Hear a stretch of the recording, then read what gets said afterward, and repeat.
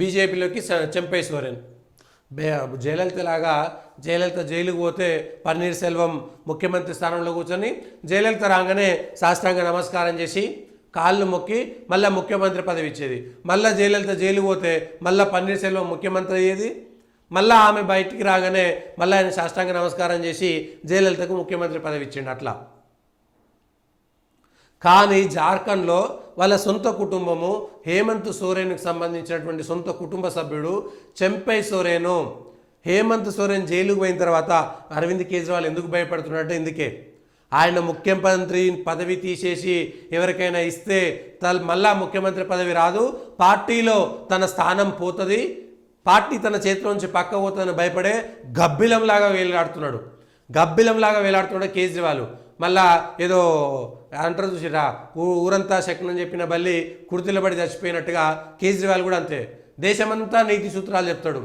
తాను తప్ప ఈ ప్రపంచంలో ఇంకెవ్వరూ లేరు, సత్యహరిశ్చంద్రుడు తర్వాత నేనే సత్యహరిశ్చంద్రుణ్ణి, మిగిలినటువంటి పార్టీలన్నీ దొంగ పార్టీలని చెప్పి అవినీతి పార్టీలని చెప్పి ఏవేవో బిల్లులు తీసుకొస్తా అని చెప్పి ఏవేవో చట్టాలు తెస్తా అని చెప్పి ప్రజలకు ఒక స్వర్గం లోకం నేను తీసుకుపోతా అని చెప్పి ఢిల్లీ ప్రజలకు ఒక స్వర్గలోకం చూపిస్తానని 10 ఏళ్ల నుంచి ఢిల్లీ నరక కూపంగా మారిపోయింది.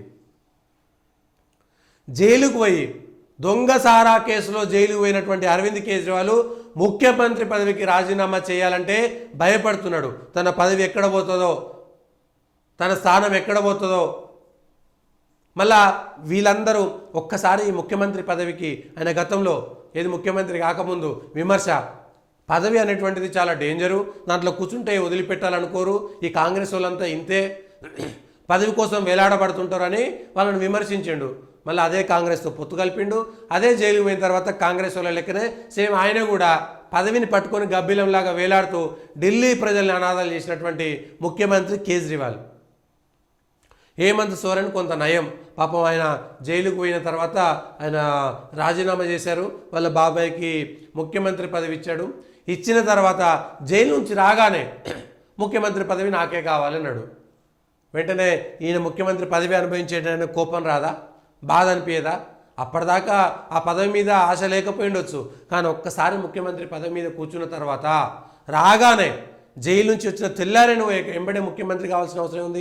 ఇంకో 2 నెలలు 3 నెలలు అయితే నీకు ఎన్నికలు అవుతున్నాయి, నేను మళ్ళా ప్రజల్లో ఎన్నికల్లోకి వెళ్ళి ఎన్నికల ద్వారా గెలిచి ప్రజా ఆశీర్వాదంతో నేను ముఖ్యమంత్రిగా అవుతాను, ఎందుకు ఎన్నికల్లోకి వెళ్ళలేదు? రాగానే ముఖ్యమంత్రి మార్చారు. చెంపై సోరెన్కు కోపం వచ్చింది. అంటే నేను ఎట్లా కనబడుతున్నాను, సొంత కుటుంబం అయినా సరే ఒక్కసారి పదవి ఆశ ఆ సీటు మీద కూర్చున్న తర్వాత ఎట్లుంటుంది? అదే జరిగింది. అదే జరగడంతో ఇవాళ చెంపై సోరెను ఢిల్లీ వేయండు, బీజేపీతో నేను కలుస్తా, నాతో 5-6 మంది ఎమ్మెల్యేలు వస్తారన్నాడు. ఎన్నికలకు సిద్ధంగా ఉంది కాబట్టి ఎన్నికల్లో ఇప్పుడు హేమంత్ సోరెను గెలుస్తాడో గెలవడో ఆ పార్టీ చీలిక వచ్చింది. హేమంత్ సోరెన్ ఏమంటాడు, ఒక భారతీయ జనతా పార్టీ చిచ్చు పెట్టిందంటారు. ఎవరు చిచ్చు పెట్టుకున్నారు? ఇప్పుడు బీజేపీ చిచ్చు పెట్టినట్ట. నీ బాబాయ్కి నువ్వు ముఖ్యమంత్రి పదవి ఇచ్చి రాగానే రాజీనామా చేయమంటే ఆయనకు బాధ అనిపించదా? ముఖ్యమంత్రి పదవి అంటే అంత చిన్న అంశమా, ఆషామాషియా? సో ప్రాంతీయ పార్టీలలో ఉండేటువంటి బాధ ఇదే. మేము మంత్రులైనా ముఖ్యమంత్రులైనా మాది మాకే ఉండాలి. అందరికీ జయలలితలాగా నమ్మిన బంటులాగా పన్నీర్ సెల్వము జార్ఖండ్లో దొరకాలంటే కష్టం కదా. ఇదే అరవింద్ కేజ్రీవాల్ కూడా అదే భయం అవుతుంది. భగవంత్ మాన్ను అక్కడ తీసేయాలన లేదా, ఒక రాజ్యసభ స్థానం కోసం అదే కదా కొట్లాట జరిగింది.